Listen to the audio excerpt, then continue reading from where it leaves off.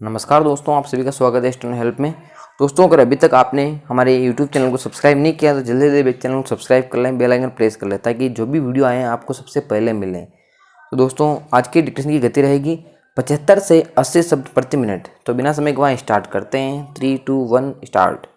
आज जब पूरा देश कोरोना से लड़ रहा है तब मुस्लिम समाज के एक छोटे समूह तबलीगी जमात ने उसमें व्यवधान डाला है विराम।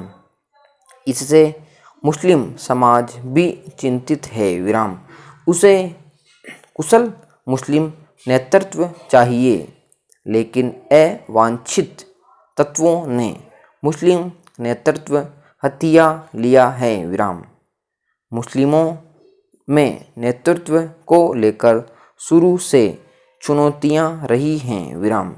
1947 में विभाजनकारी रेखा हिंदुओं और मुसलमानों के बीच खींची गई, वह ऐतिहासिक सत्य है विराम। जो मुसलमान भारत में रह गए, हिंदू समाज ने उनको अपनत्व दिया, बावजूद इसके कि पाकिस्तान में हिंदुओं के साथ दुर्व्यवहार होता रहा विराम।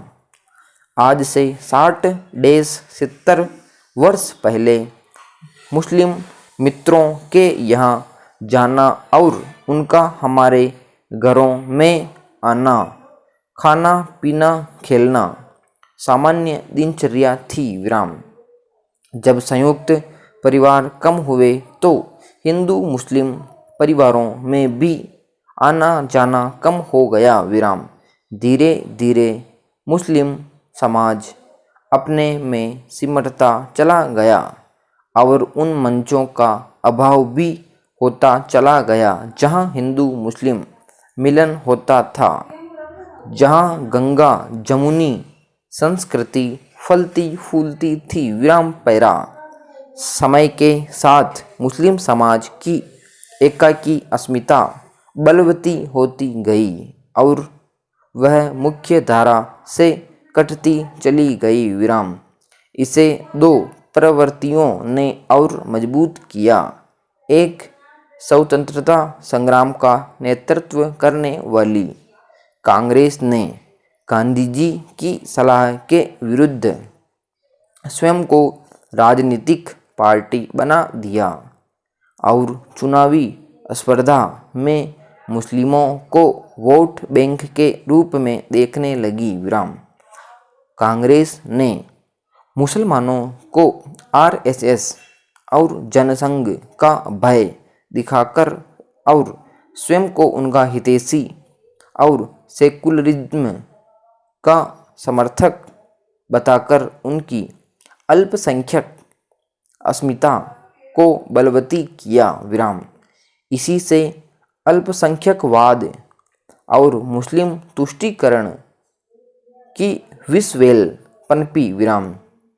इसके चलते मुस्लिमों में पीड़ित और वंचित होने का भाव जगा विराम, जिससे उनमें हिंदुओं के प्रति रोष उपजा विराम।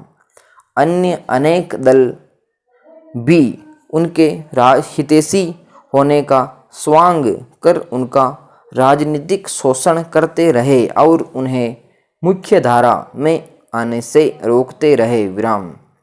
दूसरा कारण मुस्लिम नेतृत्व की विफलता रही विराम। स्वतंत्रता के बाद मुस्लिम समाज से कोई नेतृत्व नहीं निकला विराम।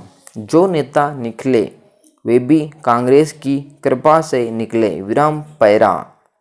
4 नवंबर 1947 को दिल्ली में मुस्लिमों को संबोधित करते हुए मौलाना अबुल कलाम आज़ाद ने कहा था, वे शपथ लें कि यह देश हमारा है और इसके भविष्य का निर्णय तब तक अपूर्ण रहेगा जब तक हम उसमें शिरकत नहीं करेंगे विराम।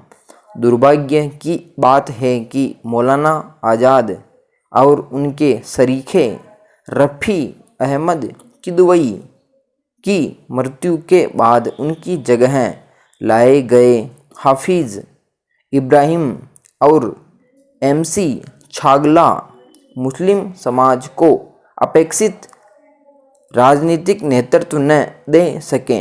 विराम पैरा। हम किसको शांति माने, किसको अशांति? Question mark. सदा अनुकूल परिस्थितियों का निर्माण हो ऐसा दुनिया में कभी नहीं होता। विराम। प्रतिकूल परिस्थितियां भी बनती रहती हैं। विराम। अस्थायी शांति तो वहाँ है जहाँ अनुकूल और प्रतिकूल दोनों प्रकार की स्थिति आने पर भी मनुष्य का मन शुद्ध नहीं होता। विराम। मनचाहा हुआ तो भी शांति। विराम। मनचाहा नहीं हुआ तो भी शांति। विराम। यह वृत्ति बनती है तब शांति का अर्थ समझ में आ सकता है, लेकिन हर व्यक्ति में इतना सामर्थ्य नहीं है। विराम।